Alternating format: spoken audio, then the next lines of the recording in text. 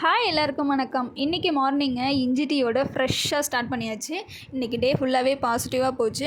இன்றைக்கி காலையிலேயே சீக்கிரமாக குளிச்சுட்டு விளக்கெல்லாம் ஏற்றி முடிச்சுட்டு அதுக்கப்புறம் சாமிக்கு பூ வைக்கலாம் அப்படின்னு சொல்லி பூ வாங்கிட்டு வந்திருந்தாங்க. இப்போ மல்லிகைப்பூ கொஞ்சம் கம்மியாக கிடைக்குது போல். ஸோ டெய்லியும் வாங்கிட்டு வந்துடுறாங்க. ஸோ பூவை கட்டி கொடுத்தேன். எனக்கு பூ கட்டுறது ரொம்ப ரொம்ப பிடிச்ச ஒரு விஷயம். இன்றைக்கி கொஞ்சம் ஃப்ரீ டைம் இருந்ததுனால கிச்சன் செட் கொஞ்சம் க்ளீன் பண்ணலான்னு அத்தை எடுத்து வச்சுருந்தாங்க. இந்த ட்ரே கழுவி ரொம்ப நாள் ஆச்சு. ஸோ அதனால் இதை க்ளீன் பண்ணி வச்சாங்க.